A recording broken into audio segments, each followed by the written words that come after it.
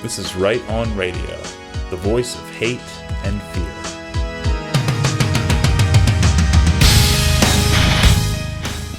Welcome to Right On Radio. My name is Daniel Friberg, editor of riseofantimedia.blogspot.hu and CEO of Arctus. I will be your host tonight, together with my co-host, friend and colleague John Morgan, who is Arctus editor-in-chief as well as co-editor of riseon.net. The topic of today's program is the art of propaganda and how organizations can survive and prosper in a hostile media environment. And for that purpose, joining us today is Professor Brian Anse Patrick. Brian is a professor in the Department of Communication at the University of Toledo. In addition to holding a PhD in communication research, he's also the author of several best-selling books published by Arctus, which we will go more into detail on towards the end of the show. And he's also a gun rights expert and general troublemaker. Welcome to the show, Brian. Thank you very much. I'm very, very pleased to be with you. It's a good show. I've listened to it once, and I'm going to listen to it more. Excellent. I'm happy to have Brian on too, because I'll just mention in passing, Brian and I have known each other for almost 20 years now, and he introduced me to the love of firearms and shooting back in Michigan. And I also know that he likes to be introduced as Brian Anse Patrick, PhD, MA, BA, GED. That's very cool.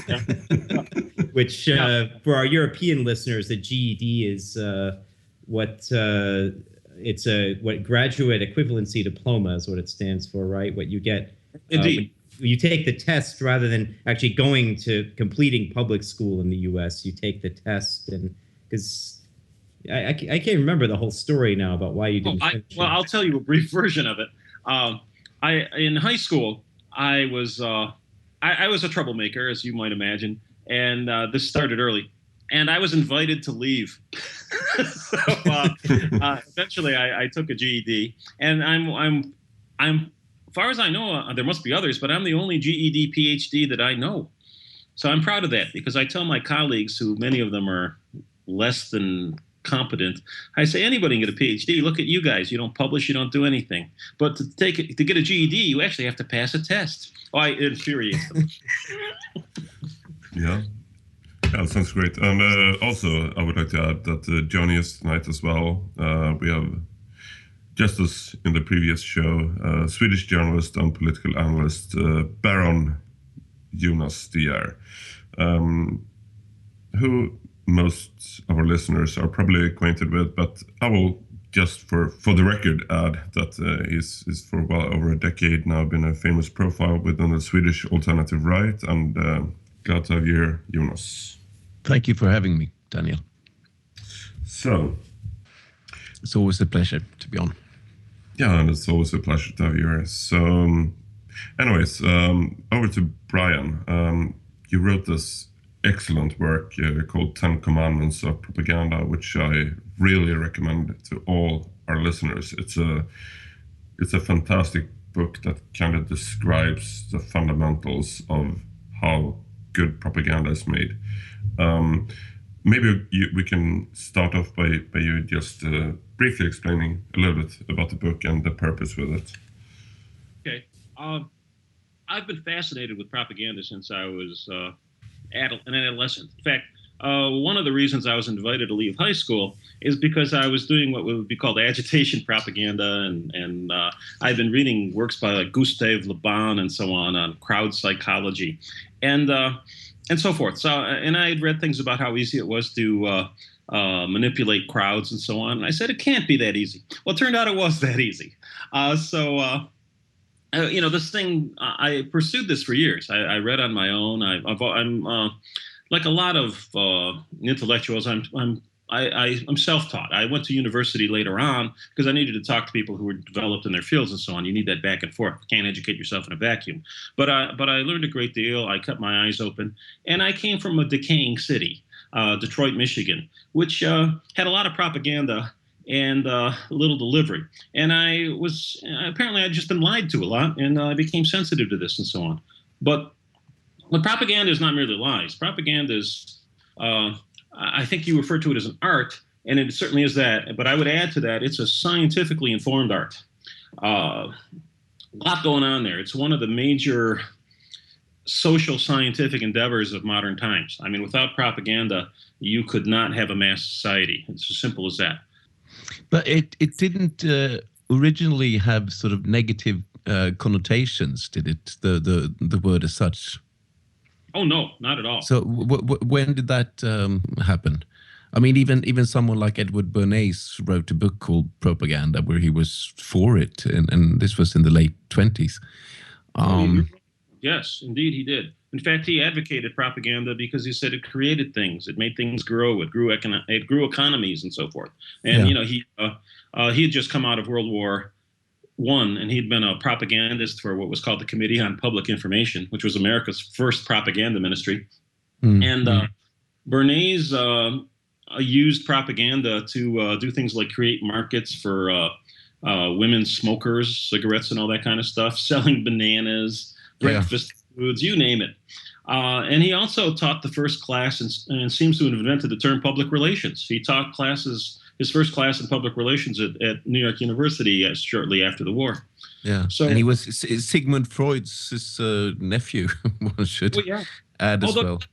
Yeah, although you got to be careful about Bernays because, he's the guy who invents public relations. So you don't really know if he's propagandizing himself or his profession or if he's doing propaganda as a consultant.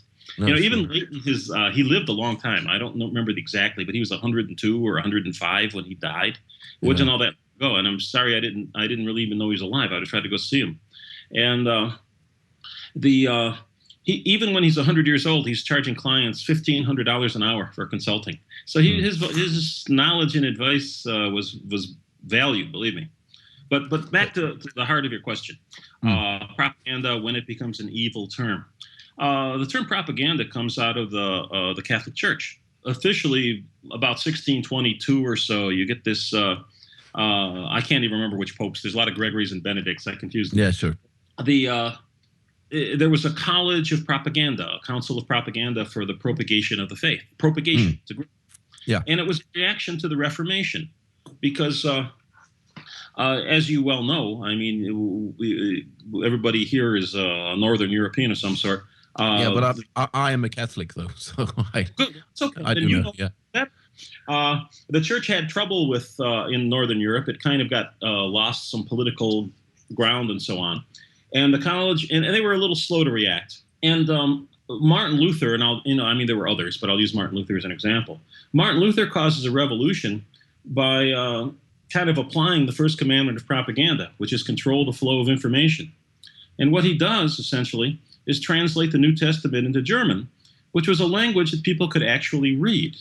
Unlike the older church that kept things in Latin and so on. And as a result, the church interpreted the meaning of reality and scripture for people. Martin Luther kind of opened up the doors, let information flow. People read this stuff on their own, and they went wild. The Reformation was the result. So the church comes back with the College of Propaganda, and it's a very involved organization. But out of that, we get the Jesuits, we get national universities, we get what I would call the first worldwide communication campaign, which was not so much pointed back at Northern Europe because the people up there had armies and such. So they aimed at the New World, and it determined a lot of the world development and so on. So at one time, probably, I'm guessing here, until well into the 1800s, if you referred to someone as a propagandist, it would have been assumed you were talking about a Jesuit priest. And as far as propaganda taking on evil connotations, this happens roughly about the time of the First World War. In my book, I describe the first wave of propaganda, the second wave. Well, the first wave, modern propaganda, the church and so on, the first wave and so on. The second wave is this emergence of propaganda as a national force, especially in the First World War. And this is one of the first really mass industrial wars. And in order to keep people fighting on this scale and for this length of time, you needed propaganda. There are things like morale and so on. You had it was a horrible war, as we all know. I mean, there were. I became most familiar with it from looking at the residue of the British propaganda campaigns in America. which is, the British very much needed America in the war. I mean, the Germans had essentially beat them with submarine warfare, and they were going to starve to death. And of course, they needed the American economy and so on, and they needed American might in the war, which they eventually obtained. But they did this through a campaign of very clever propaganda. America was always sort of an isolationist country. I mean, George Washington, I think at some point left some document advising Americans not to get involved in, I think, what he called entangling European alliances and so on. And here's Britain, come on and entangle yourself. So right from the Lusitania onward, I mean, it's amazing how well the British were able to work this. In fact, Adolf Hitler, who was, of course, renowned as a propagandist in his own way, greatly admired the British efforts, and he got his ideas on propaganda from observing them at a distance.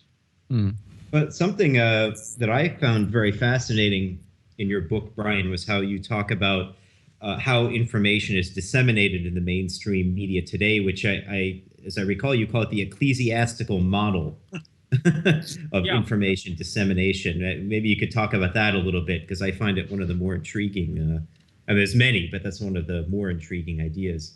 Okay. The Catholic Church was and remains one of the formative institutions of the West. I mean, for, I don't know exactly, centuries, I'll just say centuries, they held things together and so forth.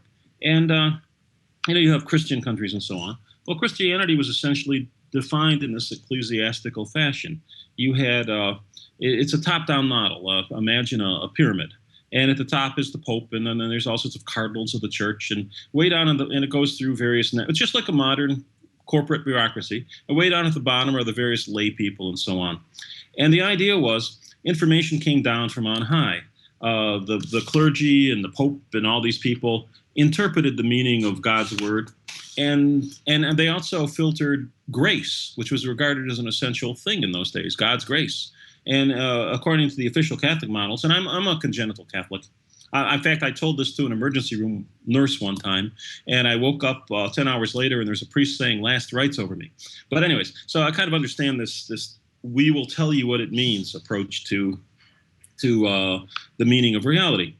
And the Church controlled this information to a point, and again, this is the Reformation challenge to it. No, grace comes from God, and it has nothing to do with bishops and such like that, said Martin Luther. And people started interpreting their own communities, their own information, the meaning of reality, in their own what I call horizontal interpretive communities, very much like congregations and so on. It's no longer top-down. And modern media in mass democracies basically have the old ecclesiastical model behind them. The information comes from centralized authority. We will tell you what everything means. We will interpret far-flung events. We will inform you. And in the old English, the older language, the meaning of that word was to inform, to give you body and spirit and so on, just like people in the old days were informed by grace and the word of the God. And so people informed the democracy and so on. So the media and the old ecclesiastical church models were pretty well similar as far as information controls. And what happens in modern times, and I think we probably will get to the subject of gun culture and so on. What happened in America with gun culture and why gun culture is so successful is that gun culture created its own horizontal interpretive communities, its own what I call anti-media, and just very much modeled after the old Reformation model of information. It's really an effective social model because people get involved. They interpret the meaning of their own world, and it's very behavioral. A lot of this in the top-down models, people tend to get infected with attitudes, but there aren't necessarily many behavioral correlates to their attitudes. But in these interpretive communities, there's a lot of behavior. So this is a very effective model, and it can be duplicated. Again, the gun culture used it to win, despite the fact that it had vast professional elites opposed to it and so on.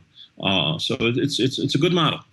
I'll mention, too, that when Brian and I were doing the research for his first book, which was on the NRA and how it managed to generate this sort of anti-media, we had to read through, I don't know if it was hundreds or thousands of newspaper articles from U.S. media outlets on gun-related issues. And what we discovered was that it was quite obvious that a lot of these journalists were getting their information from a single source, because we would actually find entire phrases and sentences repeated across a number of different articles appearing in different places. And you would find story frames, like kind of the whole, what the journals call the angle, completely repeated and so on, and picked up and plagiarized and used and used and used again, despite the nature of events. It was, and John, I remember this well because it involved a great deal of work, and I think there was something like 1,400 articles. And, yes, and also, it was something like that. And also involved a great deal of late night Chinese food. Yes, and German food on occasion. And that's true, when we could get it. No, I mean it's funny. You can find I think on YouTube clips showing that everything comes out of a news agency. So you would have exactly the same storyline in different TV stations all over the US, and that's how it works. And most people don't realize that. I mean, what the sort of the power of information lies with the news agencies, and very few people think about that. They think about their local TV station, their local newspaper, and etc. Exactly, and it basically comes down to filtering. I mean, that's the most efficient modern way of propaganda, just by simply filtering out the stories that doesn't fit the narratives and the current narrative of political correctness and so forth, and only giving room to stories that kind of fit the narrative. And it's not just a narrative in sort of a general sense. It really is the same wording, actually, that sort of goes out, which is kind of scary. One of the measures, first commandment, control the flow of information. That's exactly what we're talking about here. And you do that either through censorship / filtering, or by creating information and dispensing it through your channels. So there's only really two ways to do it. One of the measures that John and I looked at was the treatment of the National Rifle Association in elite U.S. media coverage. And the hilarious thing was, we looked at 10 years of coverage. I mean, this was a great deal of coverage. And through this 10 years, these were the 1990s, the NRA was consistently, National Rifle Association, was consistently reported as dwindling, declining, and defeated, often in those very words. And yet, if you look at NRA membership over that period of time, NRA membership goes up constantly. They wind up with something like 3 or 4 million members at the end of that period, despite this negative cheerleading of sorts. But the people at New York Times were completely out of touch with any reality except for the one they wanted. They insisted this was the case, and it was just opposite to the truth. I was able to correlate NRA membership over that time with negative coverage, negative editorials just in the New York Times. And the correlation was something like 0.65, which if you're a social scientist, you are very happy to get a 0.65 correlation in some kind of measure. It's very strong. I think it's very interesting what you mentioned about the modern mass democracy, because the modern model of mass democracy gives the media a huge amount of power, which it simply didn't have before.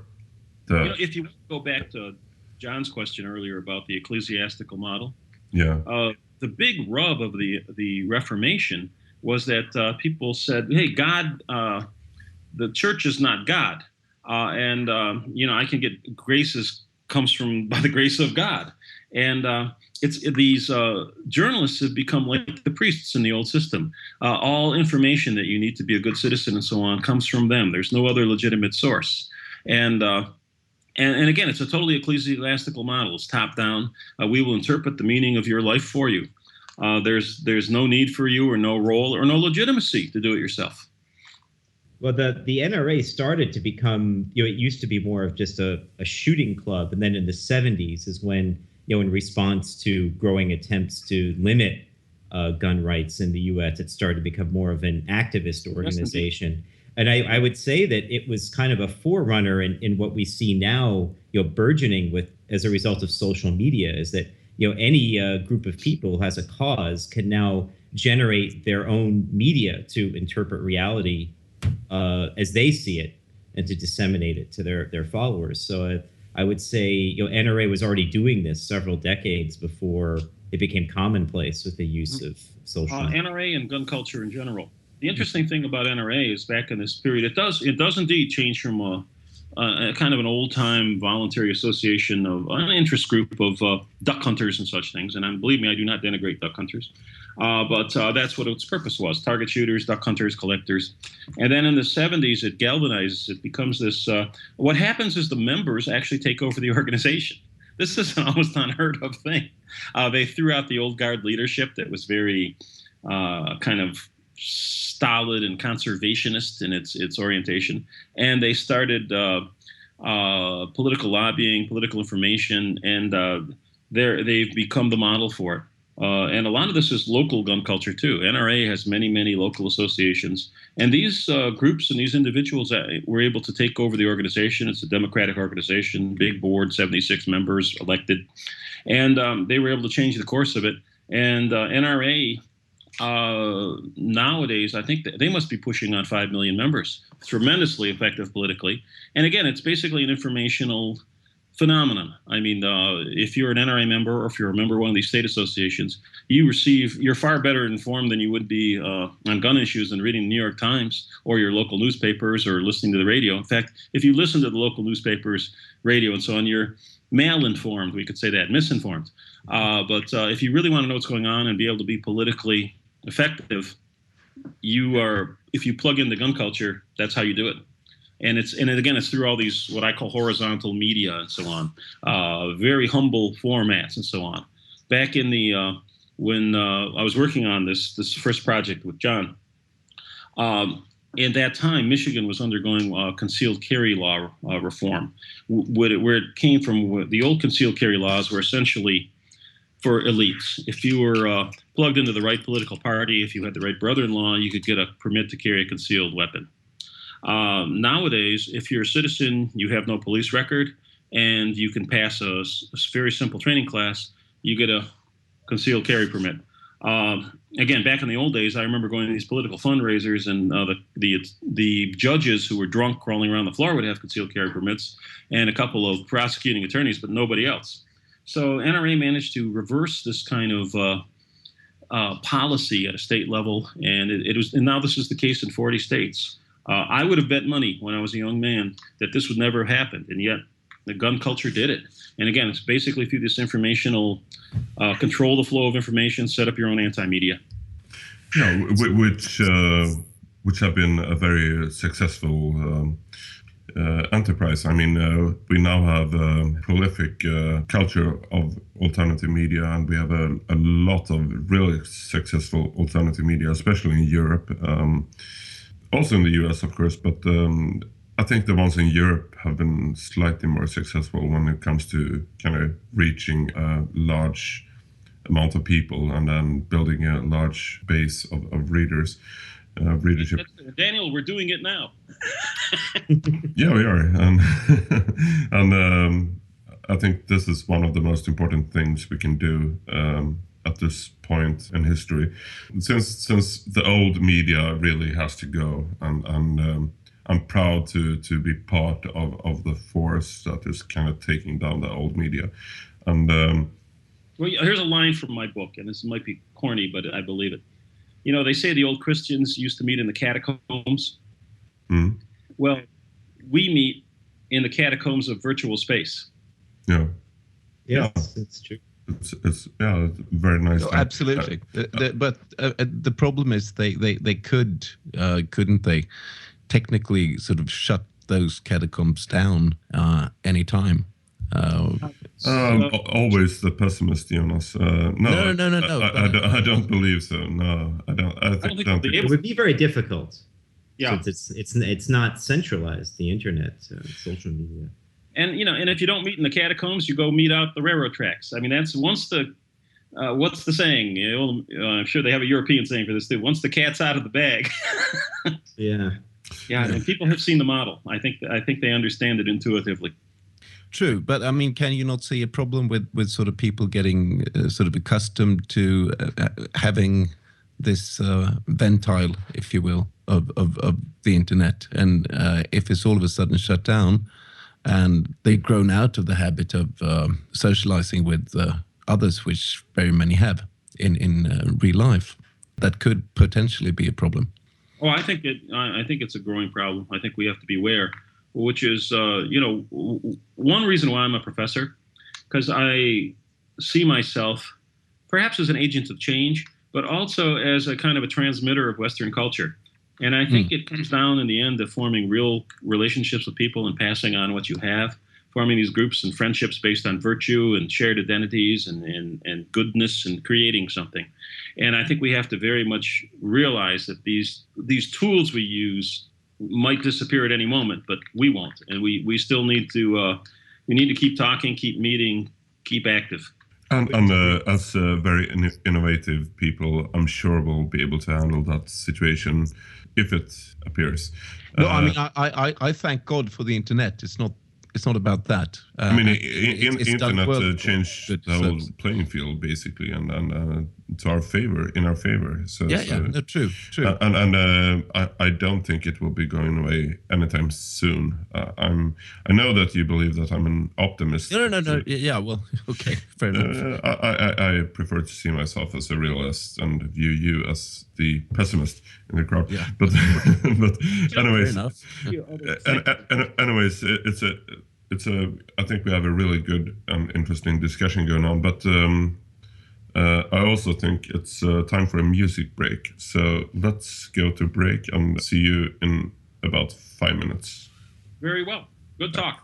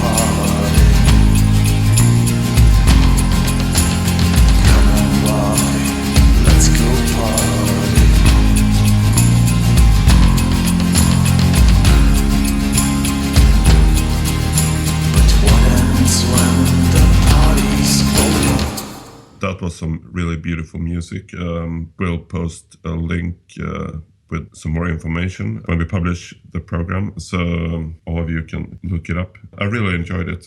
How about you, John? Yeah, it's very good. Very good. And Brian? One of my favorites. Yeah, excellent. Jonas? Well, me too. Yeah. Yeah, good to hear. I've always been a fan. Yeah. Yeah, excellent. Yeah, everyone is happy. We had some really interesting discussions before, but before we get back to kind of the main topics of this show, I really have to ask you, Brian, what is your take on the American primaries? Because for me, as an outsider, I mean, I'm from Sweden, but I've been following this quite intensively. I've been watching every debate and so forth because I truly believe that this is probably the most important presidential election in at least a couple of decades in the US. And for example, just to get the conversation started, who's your favorite if you had to choose between Donald Trump and Bernie Sanders? Oh my God. Well, okay. If I had to choose either or, I regard Bernie Sanders as Pete Seeger without the banjo. It's just not, you know about Pete Seeger and so on, yeah. But Pete Seeger only a few years ago decided that Joseph Stalin might not have been all that nice of a guy. Yeah. So it's funny though. I have students that they're impressed by Bernie Sanders. I mean, all this free stuff and so on. They say, well, look, in Europe, people go to school for free. And I say, yeah, but in Europe, 95% of you would never get into university. So anyways, the fact that Bernie Sanders exists is kind of says something about a high standard of living in America. There's just people who haven't done anything. Trump? Yeah, you can't. Probably not imagine how happy I am to hear you say this, because John and Jonas are of course Sanders supporters. But we're both red diaper babies. So. I've given all of my Arctos salads to Sanders. But third generation. Yeah, this really it feels nice to hear you say this. So. What about Trump? What's your take on him? I refer to the phenomenon of the Donald, I guess we could call it. Mm-hmm. I wrote a little piece on this. It's called Aristotle on Trump, and I'm an Aristotelian. I use Aristotle's rhetoric to teach persuasion and so on. It comes as a great shock to my students. But Aristotle's one of these foundational books of Western culture. And he's also more than a book. I mean, he's, in a sense, Aristotle is Western culture. I mean, he sets up these patterns of discussion and association and reasoning that lead to Western culture. I mean, he's the guy who codified a lot of this kind of stuff. So Aristotle writes about the character of the wealthy man, and you swear he knew Donald Trump. He's got like a 300-word description that describes Trump as arrogant, insolent, prone to sins of like venality and stuff like that, and of course thinking themselves as qualified to hold public office. So Trump's a type. He's the wealthy man, if you want to believe Aristotle, and he seems like a jerk, and a lot of wealthy people are. Aristotle also asks the question of, is it better to be wise or wealthy? And Aristotle notes that, well, it's kind of odd because you see the wise people lined up outside the doors of the wealthy. So I don't know quite to make of Trump. And in some ways, I regard him as refreshing, but I regard as jumping into a cold bath after you've been in a sauna refreshing too. I don't want to do it every day; it might stop my heart. But do you have any other candidate you prefer before Trump? I suppose you vote Republican. I assume that. I certainly hope so. I usually have to vote Republican because of gun issues. Yeah. Because I'm a gun rights person. But the thing is, a lot of these Republicans, I've worked for Republicans and I've worked for Democrats in jobs in the past. I've been a gubernatorial appointee out in Montana and stuff like this. And my observation has been, these politicians are a strange breed. People write to their congressman, for example. Well, I don't think I've ever met a congressman that I was completely convinced could even read. I mean, I think they're like sharks. They smell blood or power or something in the water, and they kind of process the molecules, and they move in the increasing density of the blood or something. So these guys, their ideologies are confused. They're quickly adapted to whatever meets. Even let's go to Hillary. Of course, there's an abomination there, but I think Hillary would be wearing Nazi armbands right now if she thought it would get her elected. Absolutely. Yeah, she's totally corrupt and with no morals whatsoever. Yes. But I mean, is there any other Republican candidate that would be? I really like the idea. Remember the Romans and Cincinnatus? Mm-hmm. Yeah. Cincinnatus. They went and got him as a leader. He was plowing his field, and they say, "Hey, we're having trouble. Would you lead the armies and stuff?" And then after Cincinnatus got done leading the armies, he went back and plowed his fields. Yeah, they tried to make him a dictator, didn't they? And he was like, yeah. So, I kind of like that approach to it. And these guys are power hungry. Of course, and I don't think there's nothing wrong with that. I mean, no. If you're an intelligent, capable man, a certain They're level. not though. I would digress. But if you're a capable and intelligent man, a certain level of will to power is a healthy thing, I believe. Oh, sure. And I think there is such thing as a social duty. And, at some point, we all need to carry our share of the burdens and so on. People have been good to me, mentors, professors, people I've known and talked to. And I feel an obligation to put something back in the pot, as the saying goes. So, if you do what you need to do. But in a way, it's more like doing dishes than it is, everybody should take a turn.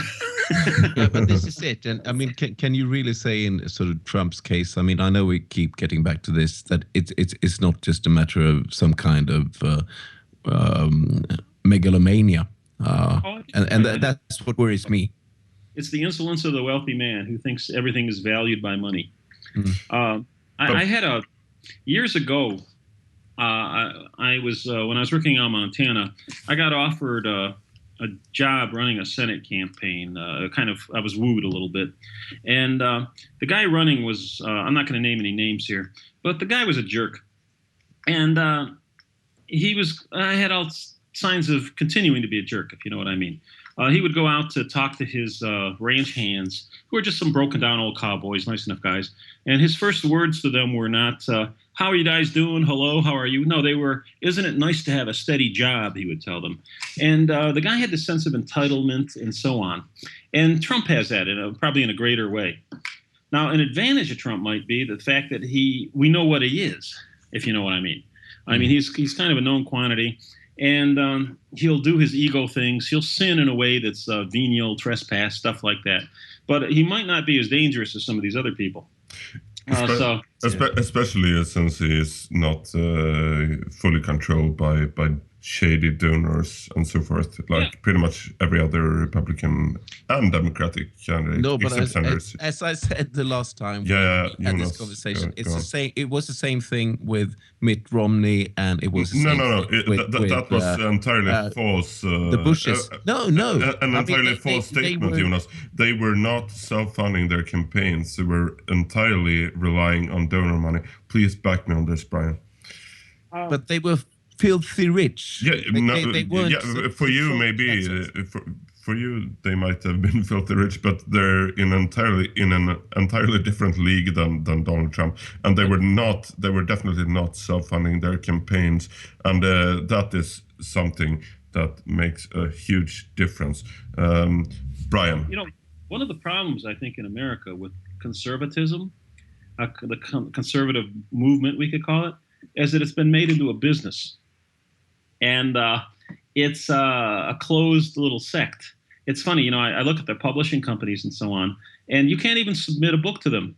They select authors and ideas from their own ranks and people they know and contacts. And I do get the impression it's a small group of people making money, like Fox News, which is not conservative at all, really. I mean, it's a product. Let's put it that way. It's like the McDonald's of conservatism or something. So that is why you're publishing with Arctus.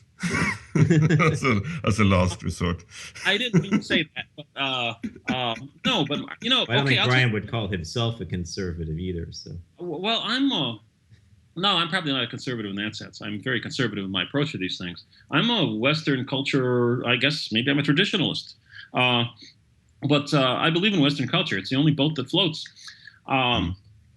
But Arctos, I'll tell you why I picked Arctos, because you guys were doing something new, something interesting, and you were running with it. And that means a lot to me. I like this notion of creating something. Simple as that. Yeah, thank you. And yeah, I'm very happy to hear that, of course. But just before we kind of move on to the next issue, very easy question. Who would you pick, Donald Trump or Ted Cruz? I think I'd pick Donald Trump, believe it or not, for the reasons I've already given. He seems more, he seems wacky in some ways, but he seems independently wacky. Yeah. And okay, here's one of my suspicions about American democracy. And this is more than a suspicion because this was quite deliberate. You can go back and read Cicero and stuff. The system was set up to frustrate ambition. All these checks and balances and so on. And you hear all these people complaining about gridlock in the government and so on. Well, I'm actually very glad it's gridlock because I wouldn't want these politicians having free reign and efficient governments. Oh my God, that'd be hell on earth. So I think the American system has been resilient. It may be breaking down, but I think you can actually tolerate a guy like Trump for a while. And it's time to go in some other direction. And if you forgive this metaphor, I think it's almost like randomizing it or reshuffling the deck and having a new deal. Not in the Roosevelt sense, which was basically a socialistic nonsense, but just let's do something different, go in a little different direction, shake up the power structures, and some people will fall out, new people will come in, and then 8 years from now, let's shuffle the deck again. I think there's more hope for the average man in this kind of government than there is in an efficient, ruthless state. I totally agree, and and thank you for sharing that with us. And let's move on to next topic. You have this new project going on, John. Feel free to ask some relevant questions about this. Oh yeah, well, Brian, you were mentioning when we were chit-chatting before we started recording that you're trying to launch this new gun culture research and education center at University of Toledo. So what's your vision for that? Okay, Gun Culture Research and Education Center. It'll be a research and sort of promotional center, sort of an activity center to try to create associations and so on. But I'm saying it's like a research institute that will endure in time, and we'll take on various projects. I've written a draft for this thing. I have a board of advisors, 12, 13 people nationally. In fact, I'm thinking about asking some of my European friends. And we're going to do research on things that involve gun issues that have public impact. For example, I would very much like to write a book-length treatment that would be something like an archaeology of school shooters, these like crazy people and so on, because I would like to reinterpret the phenomenon. I think it's been treated in a very shallow way by many people who deal with it, especially journalists and so on. I would like to look at their artifacts and so on, see what these people have left and see what kind of meaning you can get out of these things.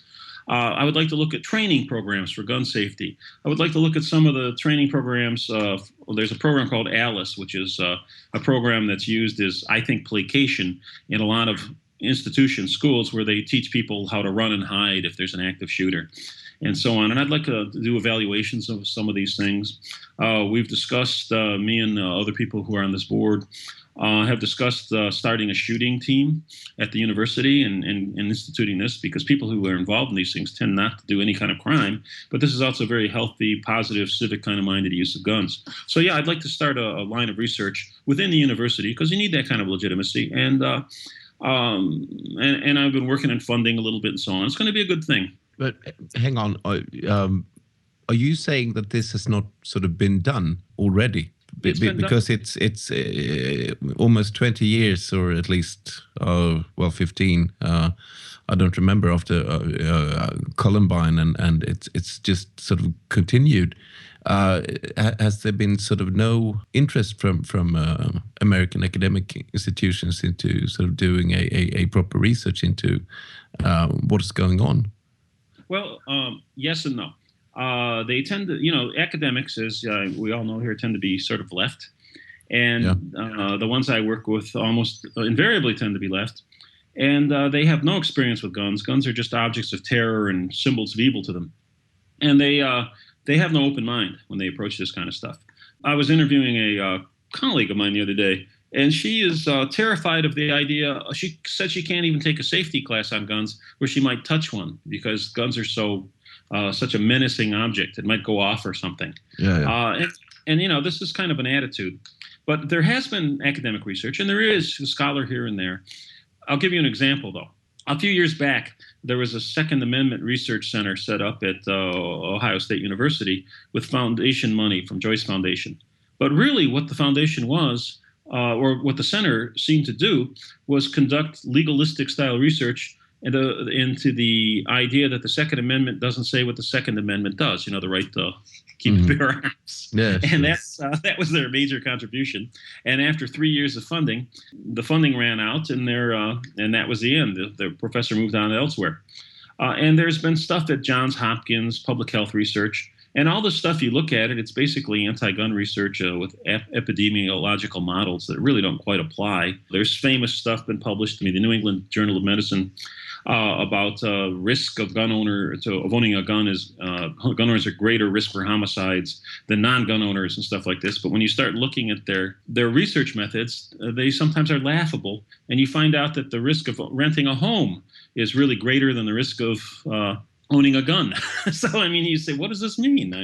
And they have preordained conclusions. And it all comes down to the sort of disarming of the population, doesn't it?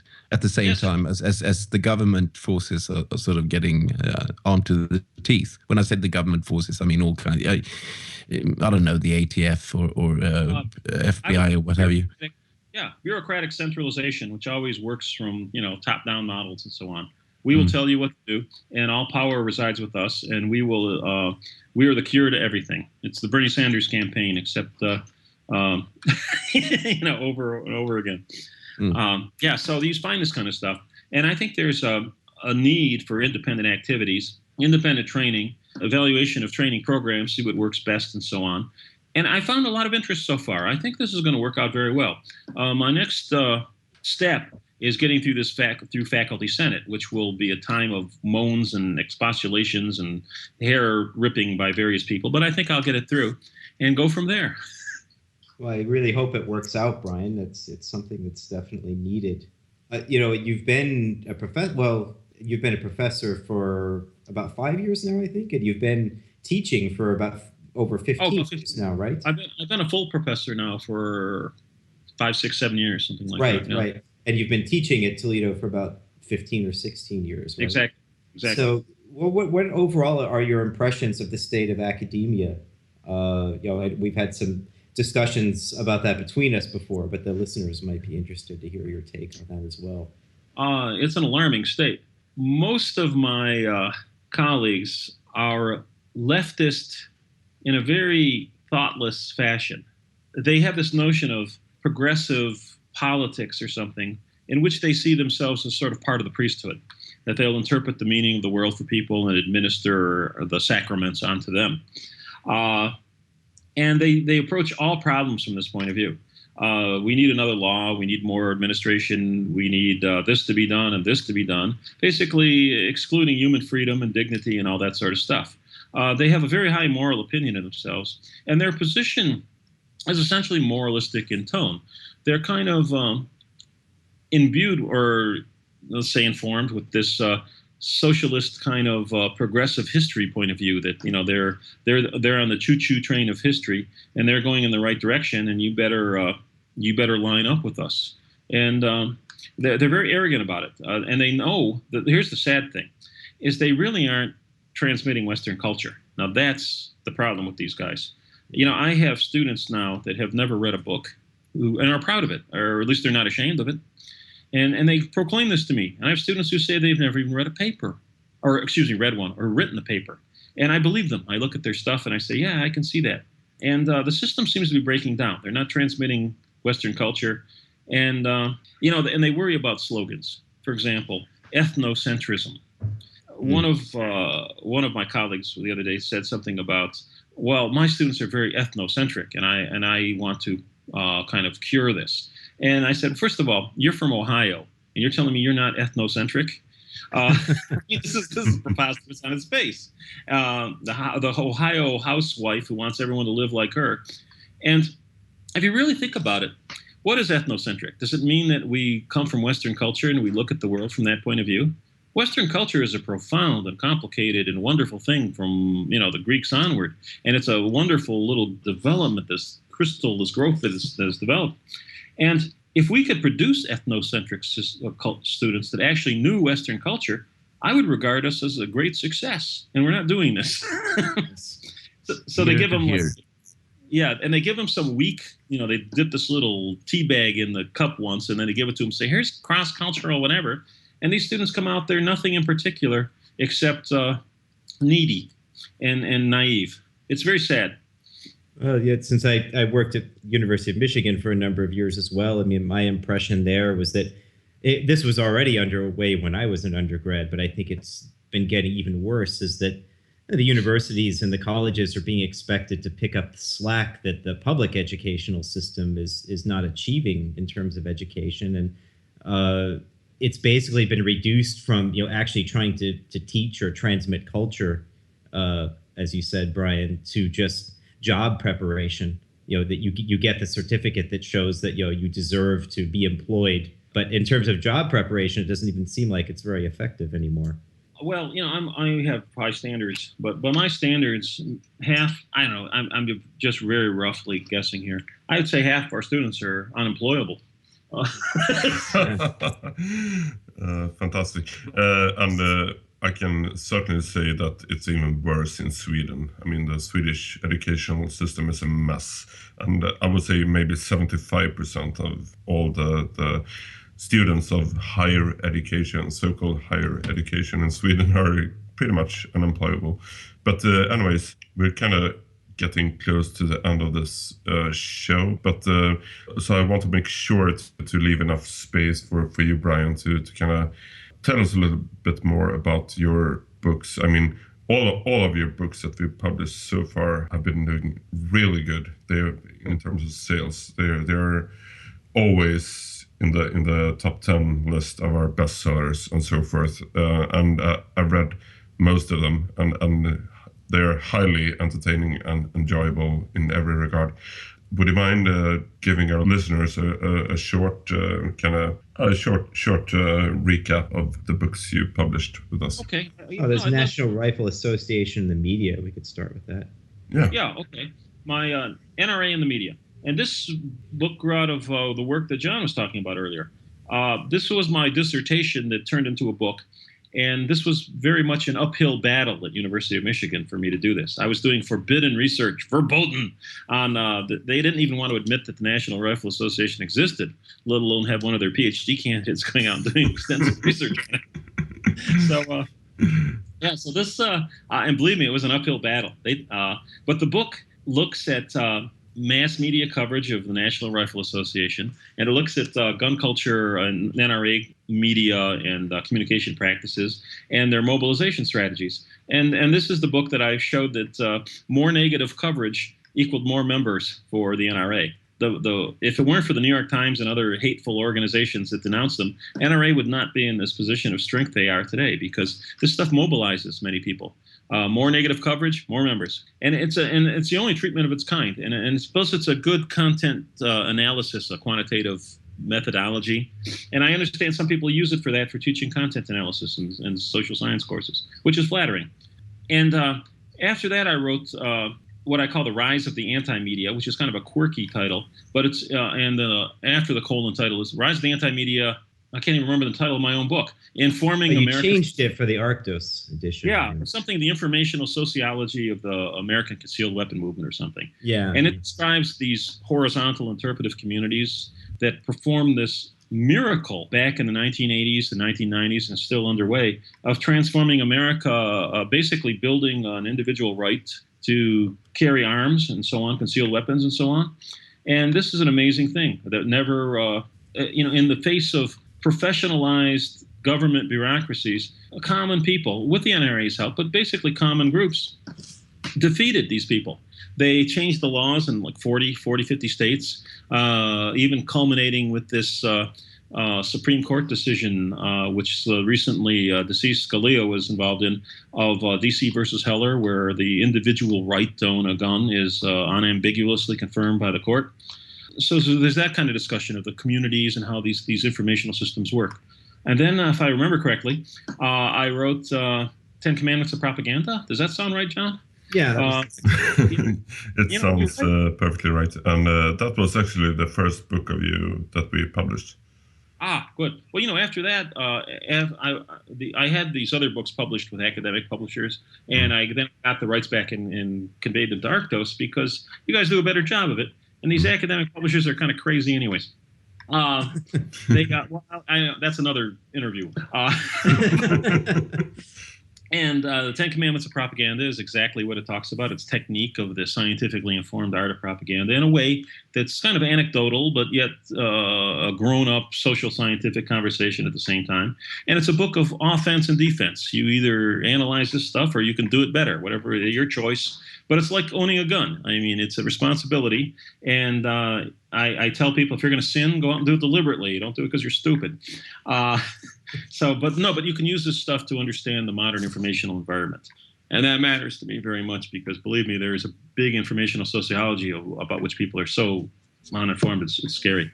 And then after that, I wrote Zombology, which is this discussion of the zombie phenomenon and its relationship with the decline of the West, or perceived decline of the West, and guns.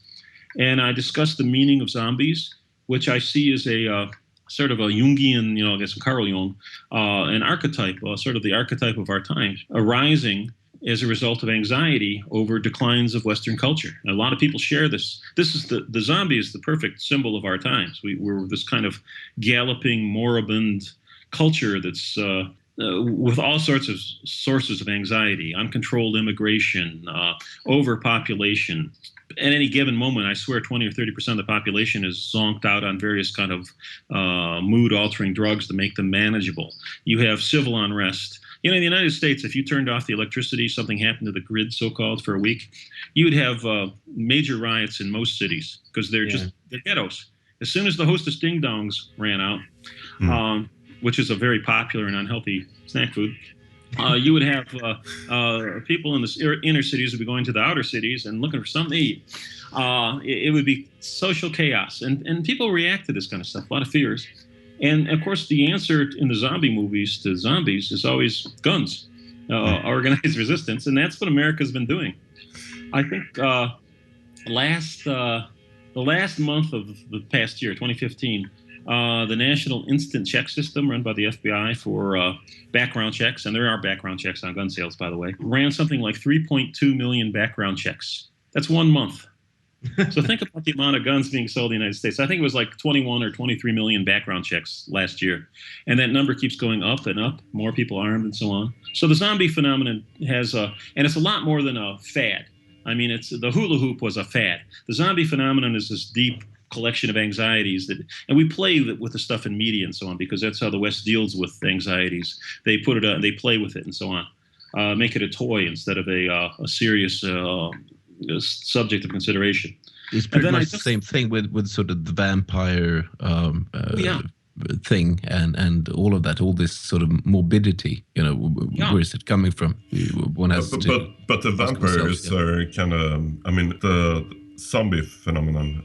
It's perfectly understandable because we're moving towards, or we are actually already living in a zombie society, more or less. I mean, judging from how many people vote and think, or actually the their way of not thinking, and also this kind of lurking risk of some sort of societal collapse. I mean, some system collapse. In Europe, that is very, very present. I mean, that's now you have thousands of real zombies coming over your borders. Yeah, yeah. Did you see the movie World War Z? Remember the zombies gathered outside the wall? Oh yes. Yeah. Well, in a very real level, in a lot of America, if you go down to the inner city in 50 towns, what's the difference if a zombie eats your brain or someone bashes it in with a brick? Exactly. I mean, you're in trouble. Exactly. I mean, just look at the border wall that Hungary built. I mean, it's which is working, we have to say. Yeah, it does. It keeps the zombies out, and the Trump wall will as well. I mean, which Mexico will pay for, of course. But you will need that wall to keep out the zombies. Yeah. One more book blurb, because we've been talking now. I just finished a book called Aristotle on Business Communication. Mm. And which Arctos will see. I was thinking, and Arctos, we're talking about an Arctos print edition, which I'm very glad about. And this book is essentially how Aristotle is. It's I could call it a self-help book, but it's really not. Well, I guess it is too. It's a yeah, I'm specific on this. It's a book that gives Aristotelian technique that underlies Western thought and culture. It makes it accessible. How to use logic, syllogisms, things like that, and things like job interviews, papers, books, and so on. How to get what you want, how to construct something meaningful. And it brings up, Aristotelian notions like excellence and virtue and things like that really matter, that make a persuasive individual, because you're persuasive because you're good. It's not this social relativism crap where trying to tell me that somebody who bangs two rocks together in Central Asia is just as culturally valid as Beethoven. Yeah. So I've got this book. It's a good book. It's a useful book, and I think it needs an After the Colon title though before this thing actually comes out, because it's Aristotle maybe on the business of communication, and really it's about how you transmit and create Western culture, because that's how you do it, with ideas. As a Catholic, I do feel it's worthwhile mentioning that Aristotle was also the underpinning of St. Thomas Aquinas and Catholic social teaching and what have you, or Catholic philosophy since the Middle Ages. So he is important, absolutely. Aristotle is the West. I mean, until you actually read Aristotle, you don't realize how much his ideas permeate things. Even something like the American idea of the First Amendment, freedom of speech and so on, and voluntary association, and freedom from religion, which is really, it's not freedom of religion, but that's implied, freedom from an established religion, and the right to petition the government and so on, get together in assembly. This is all essentially Aristotelian. Aristotle says in his Rhetoric that the purpose of rhetoric and discussion and all this is to triangulate on the truth.